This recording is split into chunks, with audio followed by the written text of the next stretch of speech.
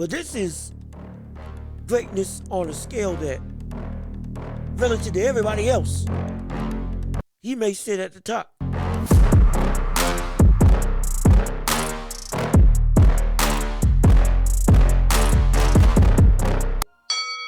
Round two, Naoya Inoue dominated. This brother dominated in his performance to gain and earn the bantamweight title. First time it's ever happened. The undisputed, not just the bantamweight title, because he was unified bantamweight champion. The undisputed bantamweight title. First time it's ever happened in the history of the weight class. And this man in that fight absolutely, pillar to post, dominated the entire thing. Dominated the entire thing. There was nothing Paul Butler could do. Well, I've seen shutouts, but this was almost ridiculous. It was almost laughable. This is a undisputed fight, and now Inoue made it look like sport. I mean, this man was throwing combinations left, right, and center, power shots, walking Butler down, letting loose combinations that a lot of times we don't see in boxing at that fluid of a level, at least today. We don't. 5-6 punch combinations 3 times every round, stalking and walking down your opponent, hands down, slipping punches on a consistent basis, making it look easy, tight guard and defense. All of it was flawless. Paul Butler wasn't throwing a whole bunch in the fight. Was in a defensive shell the entire time. Looked more content just to be there and earn a paycheck rather than actually look to win. I thought it was okay. First 3 rounds, get now Inoue's power, tactics, pace, punch speed, angles that he favored using, all of that to try to develop an offensive game plan as rounds 4 and on came about. But no, stayed in the defensive shell and just took punishment. And now Inoue was just teeing off with everything under the sun, and then got a stoppage in the 11th round. Knocked him out. Finally found the avenue for the shots to land and just boom, teed off on him. Shot to the body, and then I believe what was it? What was it? A left hook, shot to the body, hook to the head that stunned him, and then a flurry of shots, ending with another shot to the body and head that put him down for good. After we thought it was just going to be a performance where he just dominated, but it went to decision. Nah, found the hole, boom, took it just like that. This man now Inoue is right now the best in the world. I'm gonna say it, and I'm not ashamed of it. I've had Terrence Crawford there the entire time, and he's deservedly been there in my eyes because of his skill set. But right now, this Naoya Inoue, is the best in the world. He is the pound for pound best fighter in the world right now. He is the best in the world. It's hard pressed for me to change my opinion. But this performance, coupled with the performance of Donito Donaire in both of those fights, he's the best in the world. He has everything that you could ask for in a boxer. Elite speed. Pound for pound, one of the hardest punchers in the world. Couple that with the ring IQ that, again, is one of the best in the world. He's got a snappiness to him that you just don't see in many boxers today. An elegance to him as well. Couple that with his ability to fight, again, multiple stances, fight in multiple ways, outside, inside, in the mid-range. He can fight as a defensive fighter. He can fight as a counterpuncher. He can fight like he likes to fight as an overall aggressor and stalker. Power in both hands, power in every single type of punch. Couple that with his defensive acumen of not only having a great manipulated high guard and textbook guard, head movement, phenomenal. Footwork, phenomenal. Ability to perceive punches, phenomenal. His adaptability on defense, phenomenal. His ability to be safe inside the pocket. His ability to be safe while at a distance. His ability to attack and counterpunch on overcommitting fighters. His ability to be able to find holes in defensive-centric fighters that don't give many opportunities for offensive attack. He's got it all.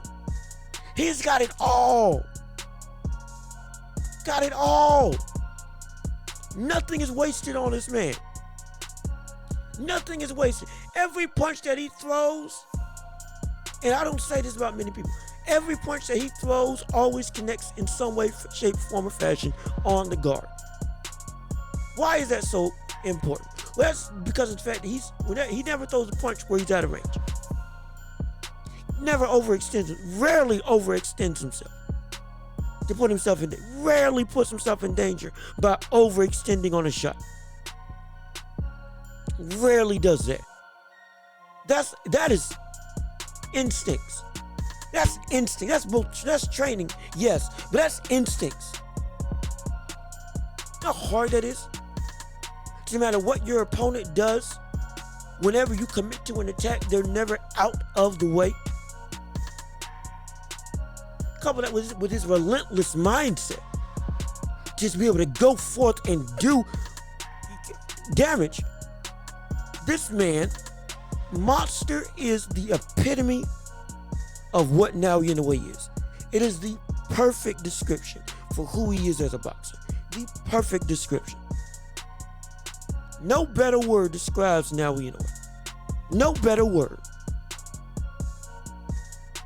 This man is everything that you want in a champion, and everything you want in not only in a great fighter. He's on his way to becoming an all-time great fighter now that he's unified the bantamweight division. But this is greatness on a scale that, relative to everybody else, he may sit at the top. In the modern day, he may sit at the top because he's got the resume, he's got the dominance, he's got the names, and he's got the skill set, and he's got the various levels of application of that skill set. It's not just that he's winning one way, which again isn't bad if you win one way. I'm not saying that. What I am saying is it does take a special fighter to both win in the same fashion, and it takes another special fighter to be able to win using multiple different ways. Defensively, can beat people on the defensive end. Can beat you to the body. Can beat you to the head. Can beat you with how tight his punches are. Can beat you with just out raw speed. Can beat you boxing.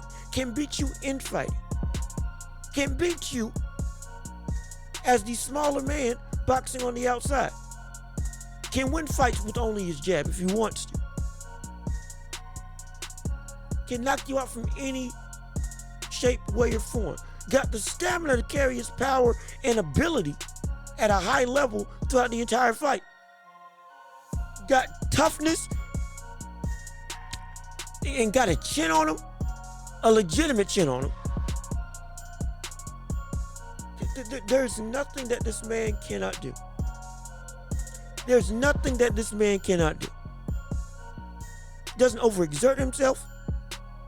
Doesn't put himself in a dangerous position, or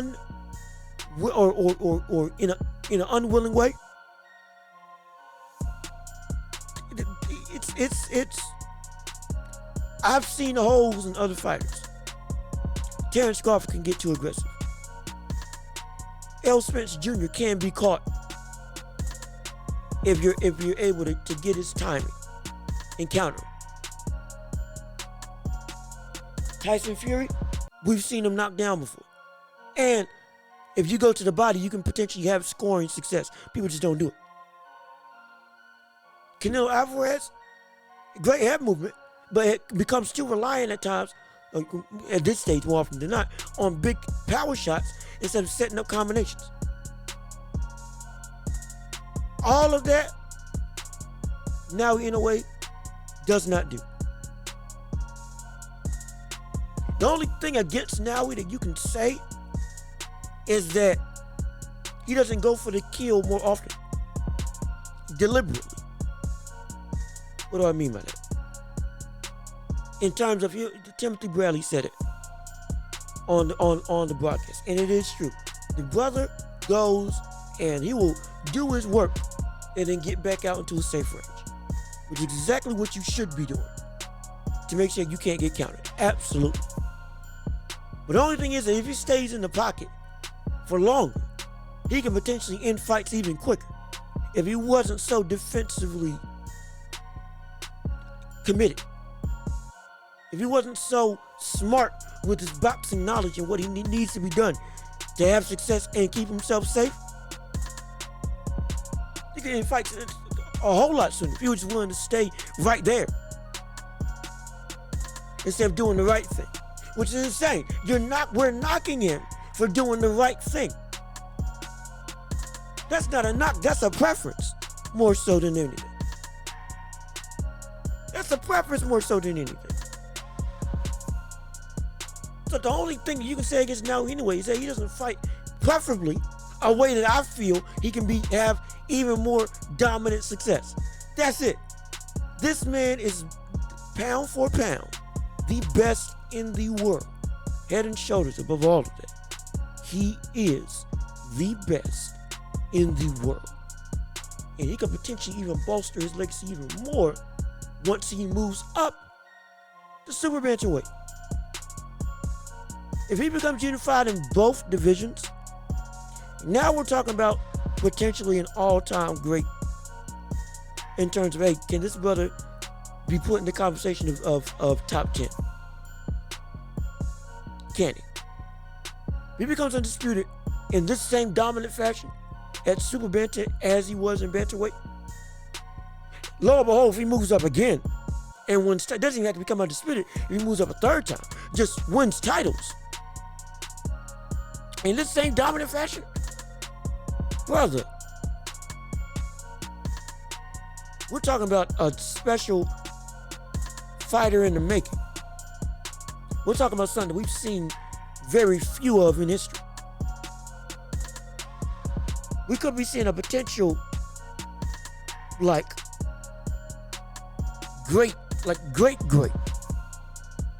unfolding right in front of us. It's phenomenal what this man can do. And it's scary what this man can do. It's insane what this cat can do. And how every skill set that he has is on an elite top 10 level. This man is something serious. But it's something special. Keep track on it. If you don't know his name, Naoya Inoue is his name. And he is a monster for a reason. And he is the best boxer in the world, regardless of anybody else. Better than Terrence, better than Spence, better than Usyk, better than Bivol, better than Fury, better than Canelo, better than Benavidez, better than everybody. Everybody. There is nobody better in boxing right now than him.